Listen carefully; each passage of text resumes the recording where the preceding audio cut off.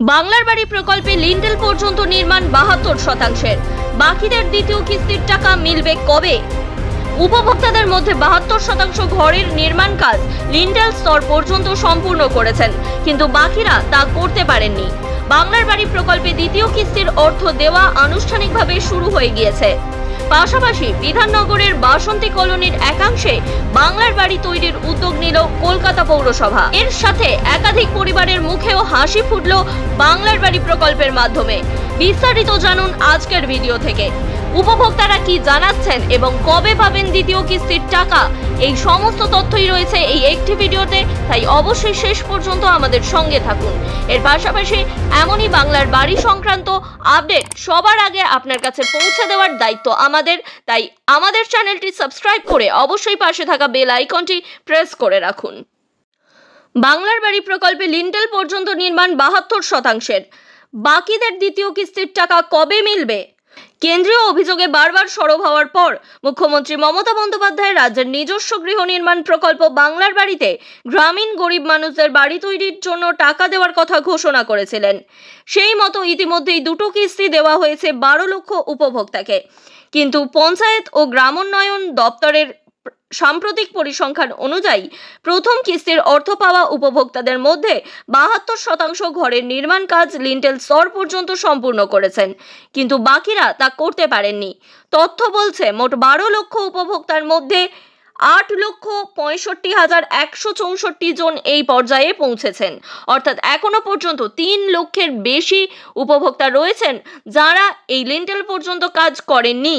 এই পরিসংখ্যান নিয়ে আলোচনার মধ্যেই বিগত কয়েক মাস ধরেই বাংলার বাড়ি প্রকল্পের দ্বিতীয় কিস্তির অর্থ দেওয়া কিন্তু শুরু হয়ে গিয়েছে আনুষ্ঠানিকভাবে।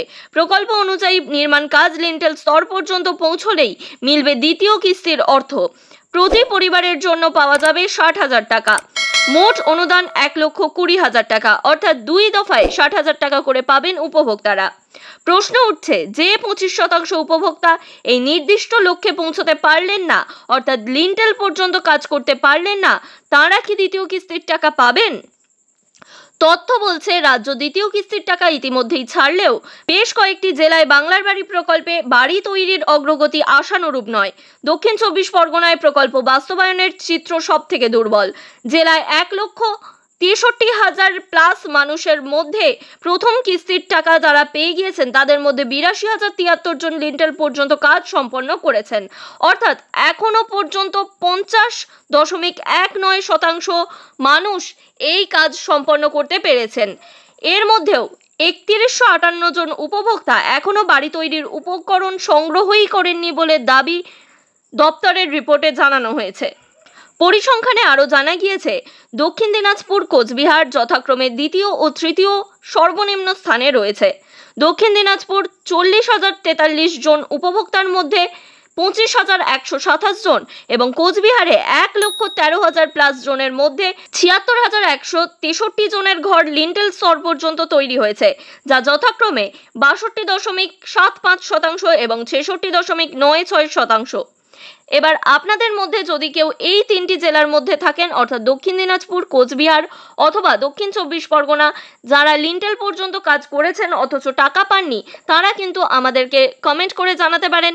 তাহলে আমরা আপনাদের কমেন্টের উপর ভিত্তি করে বড় স্তরে এই খবর পৌঁছে দিতে পারি। কিন্তু আপনাদের লিন্টেল অবধি কাজ হয়েছে কিনা সেটি সবার আগে নিশ্চিত করুন এবং তারপরেই তথ্য জানান, এবং দ্বিতীয় কিস্তির টাকা কবে পাবেন সেই বিষয়েও তথ্য জেনে নিন। অন্যদিকে মালদা, মুর্শিদাবাদ, শিলিগুড়ি, বীরভূম, উত্তর ২৪ পরগনা ও মেদিনীপুরেও গড় নির্মাণ হার ৭২%-এর নিচে রয়েছে। তবে স্বস্তির খবর, নদিয়া ৯৪.৯১%, পশ্চিম বর্ধমান ৯১.৪১% রাজ্যের সর্বোচ্চ সাফল্য দেখিয়েছে। এছাড়াও উত্তর দিনাজপুর, পুরুলিয়া, হুগলি, হাওড়ায় ৮০%-এর বেশি ঘর লিন্টেল পর্যন্ত নির্মিত হয়েছে এবং এনাদের ঘর নির্মাণের যে দ্বিতীয় কিস্তির ৬০,০০০ টাকা, সেই টাকাও কিন্তু তাদের ব্যাংক অ্যাকাউন্টে ইতিমধ্যেই ঢুকে গিয়েছে। এবার এই সমস্ত জেলা থেকে যারা রয়েছেন এবং যাদের এখনো দ্বিতীয় কিস্তির টাকা ঢোকেনি, তারাও কিন্তু আমাদের কমেন্ট করে জানাতে পারেন। পঞ্চায়েত ও গ্রামোন্নয়ন মন্ত্রী প্রদীপ মজুমদার বলেন, যারা নির্ধারিত পর্যায় পর্যন্ত নির্মাণ শেষ করেছেন তাদেরই অগ্রাধিকার দিয়ে দ্বিতীয় কিস্তির টাকা ছাড়া হচ্ছে, যাতে পিছিয়ে থাকা উপভোক্তারাও নির্মাণে উৎসাহ পান। তিনি আরও জানান, দ্বিতীয় কিস্তির অর্থ মুক্তির আগে উপভোক্তার ব্যাংক অ্যাকাউন্ট যাচাই এবং নির্মাণ স্তরে সরেজমিনে পরিদর্শন বাধ্যতামূলক করা হয়েছে। সরকারি মহলের বক্তব্য, নির্দিষ্ট নিয়ম মেনে প্রকল্প বাস্তবায়নে গতি আনার পাশাপাশি জেলা ভিত্তিক তদারকি আরও জোরদার করা হয়েছে, যাতে প্রকৃত উপভোক্তারা সময় মতো সহায়তা পান এবং প্রকল্পের লক্ষ্য পূরণ সম্ভব হয়। দীর্ঘদিন ধরে মাথার উপর স্থায়ী ছাদের আশায় দিন গুনছিলেন জয়ন্তীর অসংখ্য পরিবার। বর্ষার মধ্যে ত্রিপল টাঙিয়ে কোনো রকমে জীবন কাটাচ্ছিলেন তারা। তবে এবার তাদের স্বপ্ন পূরণ হতে চলেছে পশ্চিমবঙ্গ সরকারের বাংলার বাড়ি প্রকল্পের হাত ধরে। মুখ্যমন্ত্রী মমতা ব্যানার্জির ব্যক্তিগত উদ্যোগ এবং সরকারের সক্রিয় ভূমিকার ফলেই আলিপুরদুয়ারের জয়ন্তী অঞ্চলে বাস্তবায়িত হচ্ছে এই আবাসন প্রকল্প। স্থানীয় বিধায়ক সুমন কাঞ্জিলান জানান, যাদের মাথার উপর ছাদ ছিল না তাদের জন্য ঘর তৈরি করার দায়িত্ব নিয়েছেন মুখ্যমন্ত্রী নিজেই। তিনি আমাদের উপরে এমন দায়িত্ব দিয়েছেন, সেই মতো আমরা জেলা প্রশাসনের সহায়তায় প্রত্যেককে তাদের ঘর পৌঁছে দেওয়ার কাজ করছি। বিধায়ক আরও জানান, এই আবাসন প্রকল্পের প্রতিটি ঘর যেন যথাযথভাবে তৈরি হয় সেই দিকেও কঠোর নজর রাখা হচ্ছে।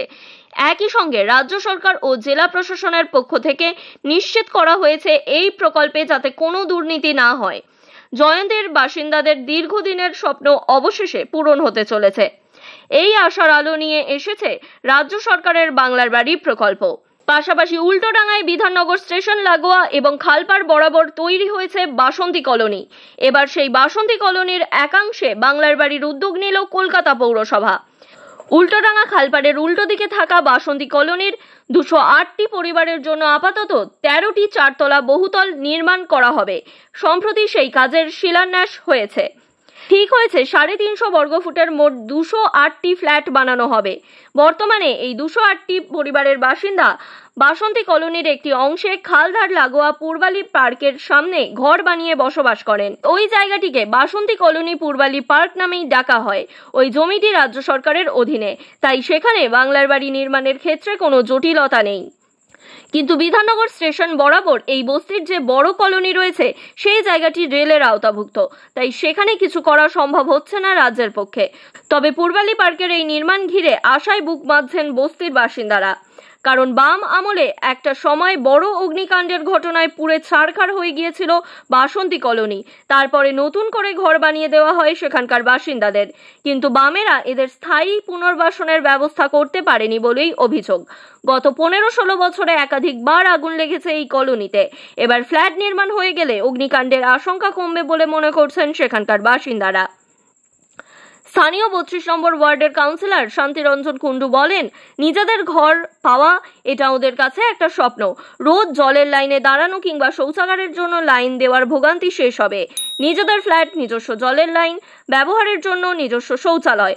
প্রতিটি পরিবার নিজের মতো করে সুস্থভাবে বাঁচবে। সেই সঙ্গে বস্তির ব্লক মিটারের নানা সমস্যা রয়েছে। একসঙ্গে কারেন্টের বিল আসে, কে কম ব্যবহার করছে বা কে বেশি কারেন্ট পোড়াচ্ছে সেটা বোঝা যায় না। সবাইকেই একসঙ্গে মোটা টাকা বিদ্যুতের বিল দিতে হয়। নিজস্ব ফ্ল্যাট হলে নিজস্ব বিদ্যুৎ সংযোগ হবে, যে যেমন বিদ্যুৎ খরচ করবে তেমনই বিল দেবে, আর কোনো ঝামেলা থাকবে না। শান্তিরঞ্জন রায় আরও বলেন, বাসন্তী কলোনির মূল বাসিন্দারা রেল লাইন লাগোয়া যেখানে বর্তমানে থাকছেন সেখানে সরকার জমি পেলে বাংলার বাড়ি গড়ে দিতে প্রস্তুত, কিন্তু রেল জমি দিচ্ছে না, তাই পৌরসভা সেখানে কিছুই করতে পারছে না। অপরদিকে যে জায়গায় পৌরসভা বা রাজ্যের হাত রয়েছে সেই জায়গায় কিন্তু বাংলার বাড়ি প্রকল্পের আওতায় বাড়ি তৈরি হচ্ছে। গ্রামের পাশাপাশি কিন্তু এবারে শহুরে এলাকাতেও বাংলার বাড়ি প্রকল্প চালু হচ্ছে এক এক করে। বিশেষত যে জায়গায় বস্তি রয়েছে বা যেখানে মানুষ খুবই কষ্টের সাথে বসবাস করছেন, এই বর্ষায় মাথার উপরে পাকা ছাদ নেই, সেই সমস্ত এলাকার মানুষদেরকে বাংলার বাড়ি প্রকল্পের মাধ্যমে মাথার উপরের ছাদ প্রস্তুত করে দিতে তৎপর মুখ্যমন্ত্রী। এর পাশাপাশি দ্বিতীয় কিস্তির টাকা কিন্তু ইতিমধ্যেই দেওয়া হয়ে গিয়েছে এবং জুলাই মাসের মধ্যে বাকি যে সমস্ত উপভোক্তা রয়েছেন যারা লিন্টেল পর্যন্ত কাজ সম্পন্ন করেছেন তারা কিন্তু এই মাসের মধ্যেই এই প্রকল্পের দ্বিতীয় কিস্তির 60,000 টাকা পেয়ে যাবেন। আপনারা যারা পেয়ে গিয়েছেন এই টাকা তারা কিন্তু কমেন্ট করে জানাতে পারেন। এর পাশাপাশি যারা পাননি তারাও আমাদের লিখে জানাতে পারেন। এছাড়াও আপনারা নিজেদের জেলার নাম উল্লেখ করলে আমরা বুঝতে পারবো আপনারা কোন জেলা থেকে বলছেন এবং আপনাদের সমস্যাগুলো অনুধাবন করতে সুবিধা হবে। এর পাশাপাশি এই তথ্য আপনাদের সাহায্য করলে বিপুল পরিমাণে জনগণের কাছে পৌঁছে দিন, যাতে তারাও এই ভিডিও থেকে উপকৃত হতে পারেন।